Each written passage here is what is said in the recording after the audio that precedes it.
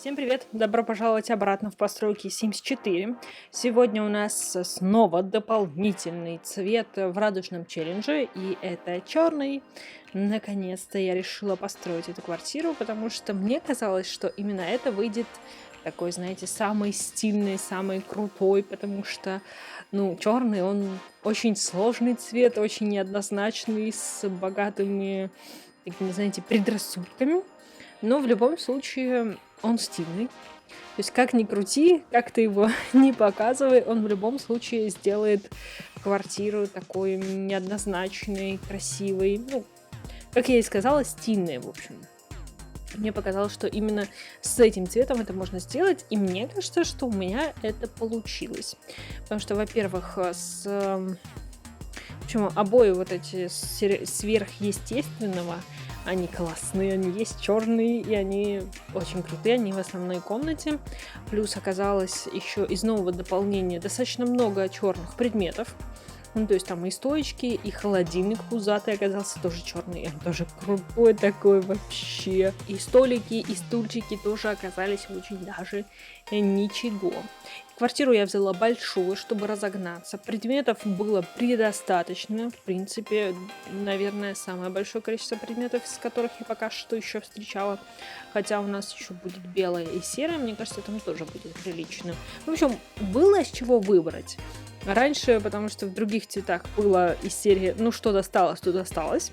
А здесь же, прям можно насладиться процессом, можно кучу всего добавить, убавить, выбрать и так далее. В общем, как вы поняли, я получила удовольствие от постройки именно этой квартиры, обстановки этой квартиры. Сделала с большим удовольствием. Надеюсь, последующие квартиры тоже такие будут. Так как розовая и фиолетовая дались мне не очень просто, потому что, там было очень мало предметов. Я, в общем, крутилась, вертелась, пыталась как-то это все сделать более-менее прилично. Не все у меня не удалось, а здесь можно было, оторваться по полной программе. Так вот, квартира за счет того, что большая, я населила ее большим количеством людей. В итоге у меня получилось, эта зала, столовая, кухня, то есть все вместе. Большая-большая ванная, гигантская получилась. На самом деле из этой ванны можно было бы сделать вообще 2 ванны, одна большая. Если бы это была игровая квартира, то я думаю, что я бы еще 2 ванны сделала, потому что у нас есть еще, точнее будет, детская на 2 ребенка. Есть взрослая спальня, где там, по-моему, я поставила пианинку электронную, в общем, вы поняли, синтезатор, я поставила. И поставила фотик, немножко так насытила какими-то вещами, как вы помните. Я люблю, чтобы было что-нибудь из увлечений, из навыков, чтобы симы чем-то могли заниматься, кроме стандартного поесть, поспать. Поэтому, в общем, есть master bedroom, как это говорится в американских планах. Я иногда просматриваю планы домов. У них главная ванная, главная спальня. Там, в общем, у нас есть она самая дальняя. И, получается, отдельно от всех есть спальня старших. Можно так сказать, старших, то есть там бабушка и дедушка. Я предполагаю, что они там живут. У них там письменный столик, у них там много книг, у них все такое обставленное, так более-менее уютненько. То есть немножечко отличается. Если в master bedroom там такая более стильная кровать, то у бабушки и дедушки такая более комфортабельная, можно так сказать, кроватка. И дети, в принципе, тоже все обставлены в черных тонах, но более-менее какие-то яркие элементы я добавила. То есть я старалась все-таки не глухо все черное, все-таки с добавлением чего-то, чтобы как-то это более-менее прилично выглядело. А еще меня, конечно, выручили эти большие двери, потому что именно эта квартира, она с высоченными потолками, которые я не очень люблю в квартирах, потому что, не так много у нас дверей. Потому что в доме, как-то где-то иногда даже нужно высокие потолки, потому что красивые окна есть для высоких дверей. Там даже те, которые значатся для высоких дверей, для ну, высоких стен.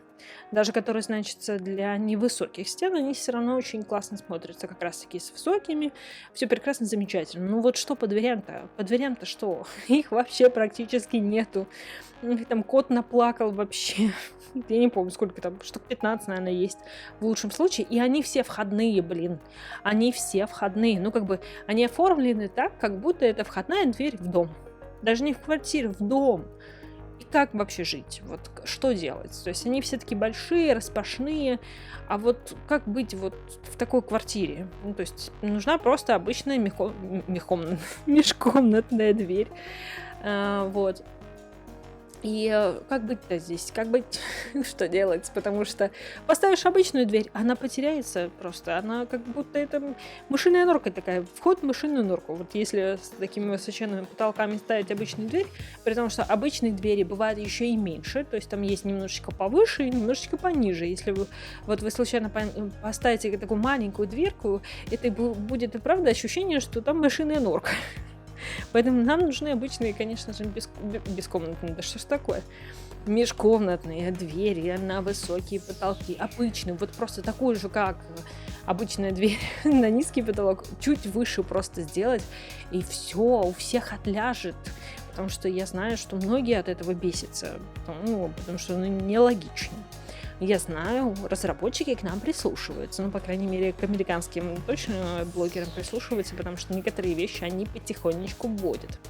Я очень надеюсь, что это тоже когда-то поменяется. Плюс с новыми дополнениями у нас мало приходит дверей именно высоких уже. Хотя в этом дополнении последнем есть одна, но ее не поставишь в этом, как в квартире, потому что это какая-то такой вход в крепость выглядит примерно так. Но если у вас все в этом стиле, что очень сложно сделать, то можно, конечно, поставить эту дверь, я не спорю. Но мне кажется, все-таки это для дома, для комнаты, для квартиры, ну, такое себе. Вот, в общем, я немножечко пострадала на этот счет. Я думаю, что вы тоже это испытываете, эту грусть, печаль от того, что мало дверей. Вот. В общем, по этой квартире я больше вам ничего не могу рассказать. Я вам рассказала про ее жителей, про то, что было много предметов. Я получила удовольствие, пока ее строила. Я надеюсь, я смогла ее сделать достаточно стильной, достаточно сдержанной. Я, конечно, там, ну, как обычно, я кучу всего навешиваю. Не люблю пустые стены, не знаю почему. При том, что когда я играю, ну, то есть какие-то у меня игровые такие помещения, то есть я предполагаю, что это там мои симы будут жить, я что-то с ними буду делать, я так много не вешаю. А когда я делаю что-то такое, в чем я не предполагаю жить, то я прям все стены должны быть увешаны картинами, все уголки должны быть в растениях, никак иначе. Я иногда смотрю на свой личный подоконник, понимаю, что там обычно сушатся только мои кисти, палитры и все такое, и там нет ни единого цветочка. И я думаю о том, что если бы это было в Симсах, я бы все заставила цветами. Так вот, могу немножко порассказывать про челлендж, который я прохожу, выживание на ферме. И к моменту того, как выйдет это видео, там еще следующая серия не вышла, но там прям трэш-серия, если честно, потому что, в общем, этот челлендж оказался сложнее, чем я ожидала. Гораздо сложнее. Я не очень с ним справляюсь, у меня не очень все получается. Меня это неимоверно расстраивает. Последнюю как раз вот в серии я буду говорить о том, что я, в общем, так бесилась там с одной ситуации, что мне реально лопнул капилляр в глазу. То есть я настолько злилась, настолько у меня эмоции были, что, видимо, в общем, моя нервная система не выдержала. У меня лопнул капилляр в глазу. Я потом это поняла, то есть я, как начинает чесаться глаз, как будто у вас песочек там, в общем, попал. Я потом подхожу к зеркалу после того, как отсняла все, и понимаю, что надо что-то с этим делать. Нельзя так нервничать, нельзя так нервничать. Это всего лишь навсего челлендж, ничего такого. Я так переживаю, если честно, как за родных просто, за своих персонажей, как они там. И еще, когда у тебя ничего не получается, вот реально ты пытаешься, а у тебя, ну, не получается, и не получается, и все хуже и хуже, то есть с каждым днем все хуже и хуже, ты уже просто на пределе всего, всех своих возможностей, нервной системы и всего прочего. В общем, я не ожидала, что этот челлендж меня так разобьет, растопчет. И, ну, вроде как сейчас я отсняла серию, немножечко привела все в порядок, немножко получше, но пока что очень позитивных, красивых, жизнерадостных серий не ждите. Пока еще будет трешничок. Я просто в какой-то серии говорила о том, что вот, я уже так хочу дойти до того момента, как вот эта ферма у нас превратится в такую большую, красивую, процветающую. Ну, это так, мечты, конечно. Я очень завидую тому человеку, который будет, знаете, найдет этот челлендж где-то через годик, когда там уже все будет прекрасно и замечательно. Я надеюсь, что он так долго продлится. Я, кстати, не знаю, какие у нас новые дополнения, но вот я думаю, что мы еще будем тянуть его достаточно долго, потому что там много чего интересное, можно развиваться в куче направлений. Короче, интересный челлендж, хотя я его в какой-то момент думала уже закрывать. Вот, в приступе ярости. Видимо, тогда у меня и лопнул капилляр. Но я думаю, что все-таки продлю, потому что он реально интересный, сложный и все такое. Так вот, когда человек найдет его через год, и он сможет все серии просмотреть за раз, и он увидит, как это все быстро, красиво происходит, я ему завидую.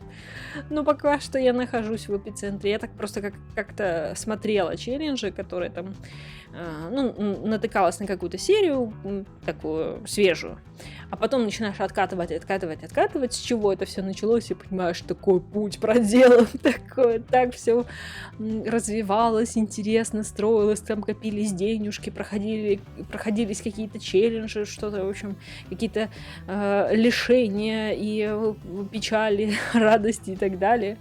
В общем, но прикольно видеть как бы конечную точку, к чему все пришло, и отмотать назад. Это круто. Я завидую. А вот нам с вами, те, кто смотрит со мной, я уже знаю, у нас есть несколько постоянных зрителей, нам придется все это проходить вот в реальном времени. Выдерживать все это. Я надеюсь, я выдержу все это дело. Ох, надеюсь. Я в себя верю. Вот. В общем, я надеюсь, я вас сильно не заболтала. Приятного вам просмотра. Как вы поняли, заходите. У нас есть челленджи. У нас есть еще, кстати, пекарня, про которую немножко забыла. Я просто не очень понимаю, что мне дальше делать. Ну, то есть, как бы у нас есть определенные задания. Я там немножечко ушла вперед. Но там как-то очень быстро все вот наладилось, все хорошо стало. Я не понимаю, как так получилось. Как-то раз, два, и все окей. И что-то как-то это спалило мой энтузиазм, знаете, такой вот. Вот, в общем, я пока не придумала, что дальше с этим делать интересненького, поэтому посмотрим. Может быть, скоро выйдет, может не выйдет, не знаю. Но ферма точно выйдет. Ферма будет, да, с нами достаточно долго еще так насыщена, пока к ней есть интерес, и у меня есть интерес, поэтому будут достаточно часто выходить все эти видео и серии свежие. Вот, также еще будут выходить новые постройки. Я тут наметилась на пекарню в сельском стиле, потому что я частенько строю пекарни. А так как я прохожу пекарню, мне это нравится, я хочу вот в новом стиле построить, в новом городке. Чё я это раньше сделала, я так не понимаю, почему так происходит. Немножечко упустила. В общем, заходите на канал, подписывайтесь, ставьте лайки, ждите новых видео, они выходят достаточно часто. И до новых встреч. Приятного просмотра.